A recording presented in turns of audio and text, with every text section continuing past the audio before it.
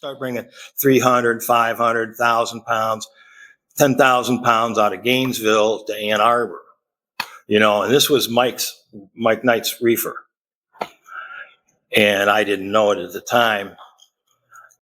And so much money's coming down, and then one time Mike wanted to meet me, and I think I delivered him $250,000, $100 bills. And then we became partners after that.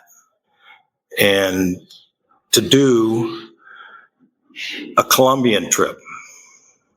Well, my girlfriend had a friend that was a Colombian, and his name was Victor Bonilla. And we went down into Santa Marta looking for a connection. And I financed everything, Found a little guy called Guillermo Avila.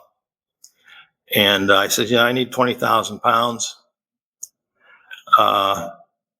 He says, we can't get that together. He says, I'll try and get 20,000 pounds. This is September of 72 up until December. We were working that deal of 72.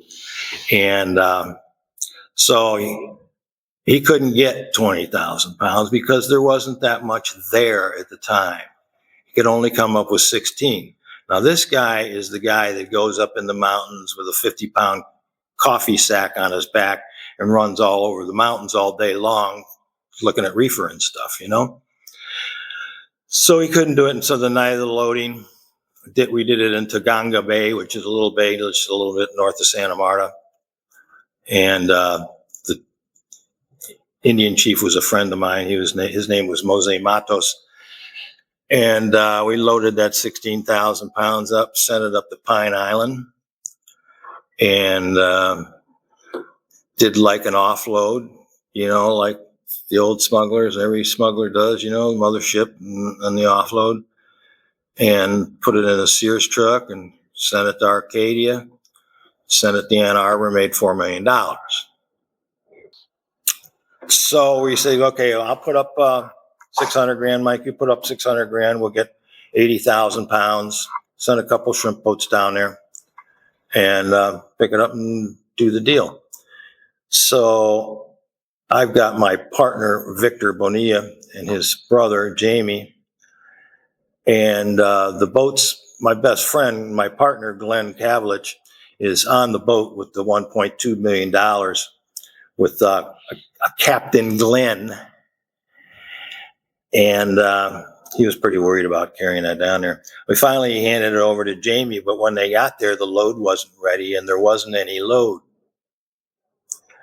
So, it's the problems you run into, So I didn't even know it. I'm sitting in a house in Anna Maria Island, and I see Mike scooting across Tampa Bay in his 14-foot McKee craft with a 135 on the back going about 60, 70 mile an hour. And he comes and hits the lawn right next to the house I'm staying in. I'm sitting with me and Robert and Glenn there. We don't know anything that's going on. And he hits the lot. He goes flying in the lot, and just pure to his personality, nothing happens. He just steps out of it and he walks to the house. It's all shut off. It's halfway in the lot. He says, Tommy, the boat didn't get in. And I says, uh-oh. So my partner didn't even bother to tell me they didn't load the boat while the boats were coming back.